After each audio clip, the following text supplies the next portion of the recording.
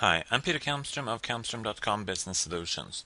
In this demonstration, I will go through an exercise in connecting web parts. The goal of this exercise is to create a new site page with two connected web parts, and those two web parts are going to show information from two lists, the customers list and the countries list, and those will be taken from an Excel file called customers XLS.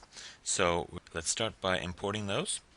I'm going to jump over to my fresh new SharePoint 2013 Kalmstrom demo theme site here. I'm going to jump into my Excel file where I have a customers list, and the first thing I need to do now, since this is a range, it's actually not a table. I know it looks like a table, but it's not a table until you actually format it as a table. Tell Excel that this data is to be treated as a table. So I'm going to do that, and one of the things you get then is the table tools, which allows you to export this table to a SharePoint list. I'm going to export it to the website I have, kalmstrom.com, and I'm going to call it customers, and then I'm just going to go next and finish all that. Now these are published on my SharePoint site. Beautiful. There are two problems with this though. The first might not be a problem for you, but it doesn't show up on the quick launch, so I'm going to change that right away, and I'm going to change it to the quick launch. The second problem is that this list is by default showing up in edit view.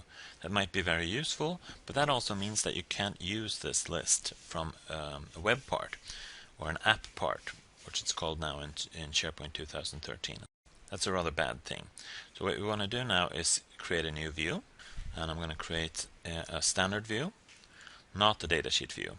I'm just going to call out the customers list and make that the default. And I don't need to make any other changes at this point. So now we have the customers list, which is the default.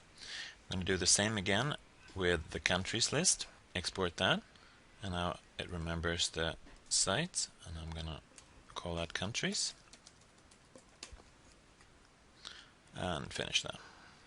There we have all the countries, and you have the same two problems. That is, it needs to show up on the quick launch,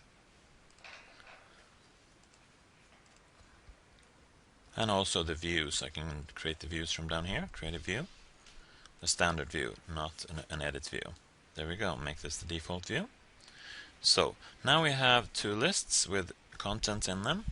What I want to do now, as I saw in the notes here, is add a new site page and add two list web parts, or app parts as they're called in SharePoint 2013, to the site page, and then I'm going to connect them. So now I'm just going to create a new page here, add a page, call that connected web parts, create, and then I'm going to insert some app parts, and app parts display information from an existing list or an app in SharePoint 2013. I'm going to change the text layout to have two columns.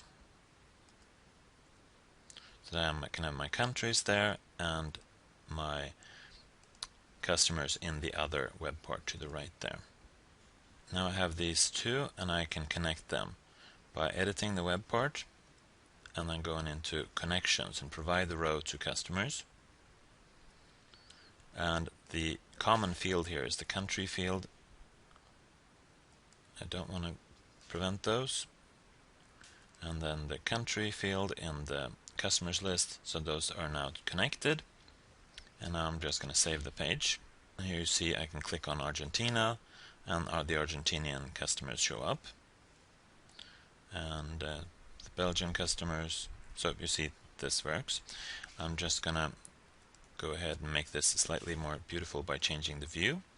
I'm going to edit the web part here. And I'm going to change the view of this web part, and the web part is all over there. Edit the current view. I don't need the type icon, I just need the country, and also the style here, the tabular view. I don't want to enable individual item checkboxes. It makes it slightly better. So now I can just click one of those, and that works beautifully. Alright, that concludes this demo. Thank you for watching this demonstration.